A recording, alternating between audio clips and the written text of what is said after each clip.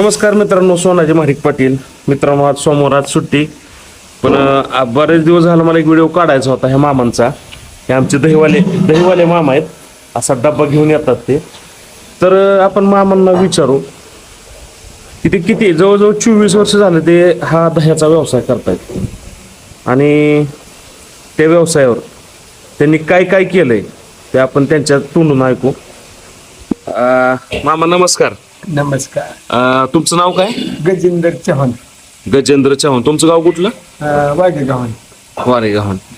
तर मामा मला सांगा, तुम्ही किती वर्ष झाला हा धंदा करताय? 24 वर्ष. म्हणजे मला जसं कळतं तसं तुमचं दही खातोय मी. 24 वर्ष झालं तुम्ही हा व्यवसाय करताय. ह्या व्यवसायावर तुम्ही आजपर्यंत काय काय म्हणजे कमवलंय एवढं थोडं सांगा. 3 एकर शेती, 3 मुलीची लग्न, 2 मुलाची लग्न, वा. आणि तिथनं पुढे पुन्हा पोरांची सुरुवात झाली. आता ठीक झालं, चांगलं. मामांच्या चेहऱ्यावर त्यांचं ते समाधान दिसतंय. एकाच व्यवसायात सातत्यपणे काम केल्यानंतर किंवा एकच व्यवसाय सातत्यपणे केल्यानंतर इमानदारी सोडायची नाही. अरे वा. करायची नाही. वा, छान. इमानदारी सोडायची नाही, बैमानगिरी करायची नाही, ह्या युक्तीनं आजपर्यंत ते व्यवसाय करत आलेत. तर आज सोमवार आपल्याकडं भाकरीच्या तुकड्याचा पेत, त्याच्यामुळं आपण ह्या गाडग्यात दही घेणार आहे. मामा 50 रुपयाचं दही द्या आम्हाला. तर ह्यांचं माप असतंय असं.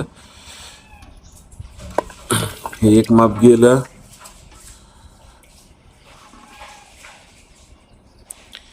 दुसरं माप गेलं. मामा कितीला एक माप आहे? 15ला. 15ला. ठीक. म्हणजे आपल्याला 3 माप मिळणार म्हणायचं थोडक्यात. दही पण बघा 3.5 देणार ते. इमानदारी आत्ताच म्हणले ते. 5 रुपयासाठी थोडं कमी द्यायचं नाही. तसं काय नाही. हे मामांचे पैसे.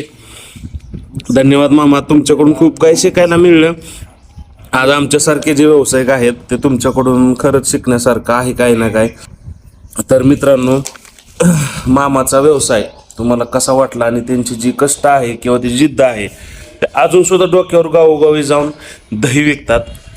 आता ते शक्य नाही आणि आता ते कुणी करणार नाही. पण मामांनी जिद्द सोडली नाही. 3 मुलींची लग्न, 2 मुलांची लग्न, त्यांची शिक्षणं, आणि आता सगळे ते व्यवस्थित रांकीला लागलेत. तरी पण मामा इमानदारीने आपलं दही विकायचा व्यवसाय न लाजता करतायत. आता बंद करा, आम्हाला लाज वाटते, पाहुणं नको म्हणते, नाव ठेवते. पण मी म्हणलं पहिलं आपली लक्ष्मी.